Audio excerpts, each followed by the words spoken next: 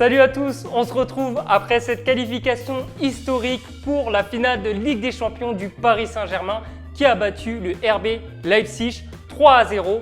Les Parisiens retrouveront donc en finale ce dimanche soit le Bayern Munich, soit l'Olympique Lyonnais. Mais avant cette finale, c'est l'heure des tops et flops de cette première demi-finale.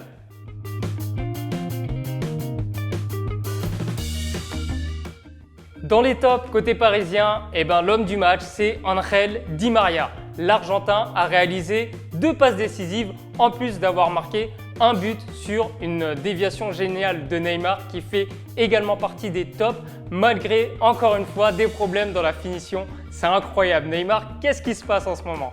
Sinon, il fallait souligner aussi le travail défensif des Parisiens en première période. Le pressing des Parisiens a été déterminant en première période avec cette ligne de 3 avec Neymar, Di María et aussi Mbappé et surtout Neymar qui a vraiment beaucoup donné sur les phases défensives. Et d'ailleurs, on va retrouver aussi le milieu de terrain avec Paredes, Herrera et Marquinhos. Les 3 sont dans les tops. Marquinhos a marqué le premier but. Marquinhos, c'est le leader de cette équipe. On a eu également un très beau match de Paredes, l'Argentin, qui a joué à son rythme, qui a joué plutôt tranquille, mais quand il fallait faire des passes tranchantes vers l'avant, il les a faites. Et Ander Herrera qui a été plus en vue que contre l'Atalanta et qui a fait également un très gros travail défensif et qui a été aussi plus en vue en tout cas sur le plan offensif. Et en défense, on peut signaler encore une fois le match énorme de Kimpembe. Thiago Silva aussi a été bon. Mais en fait, c'est toute une performance collective du PSG aujourd'hui. Il n'y a pas eu de gros flops. Alors, il y aura une petite mention dans les flops, 2 petites mentions dans les flops. Mais globalement, le PSG fait un très beau match collectif. Du côté de Leipzig, on peut mentionner tout d'abord Sabitzer. Alors, il n'y a pas eu des grands tops du côté de Leipzig qui est passé à côté de son match, on ne va pas se mentir. Mais Sabitzer, l'Autrichien, en première période, lui était plus ou moins à son niveau. Il y a également Forsberg qui a fait énormément de bien quand il est rentré en deuxième période. Et enfin, on peut aussi mentionner le match de Mukiele qui certes a fait une erreur grossière sur le 3e but en essayant de chercher la faute, mais il avait la lourde tâche de veiller sur Mbappé et il a plutôt bien fait. Malheureusement, cette erreur ternit un peu sa performance globale qui a été bonne.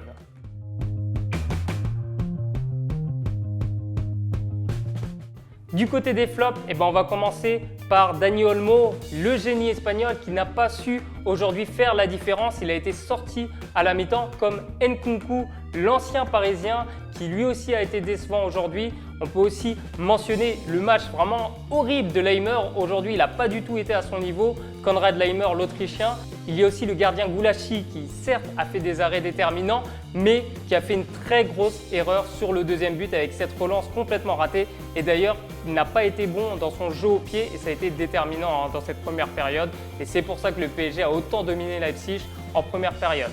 Côté des flops, on peut noter aussi Poulsen, l'attaquant danois qui a été très décevant, tout comme Kevin Kampel qui a perdu également beaucoup de ballons au milieu de terrain. Et globalement, Julian Nagelsmann s'est trompé dans ce match. Il n'a pas été bon. Alors certes, il s'est adapté aux forces du PSG avec un 4-1-4-1 pour contrôler justement la profondeur et notamment la vitesse de Mbappé. Mais en faisant ça, il a un peu dénaturé le jeu de son équipe qui n'a pas su relancer. Donc Nagelsmann s'est peut-être trompé dans son approche du match. Donc on peut le mentionner dans les flops.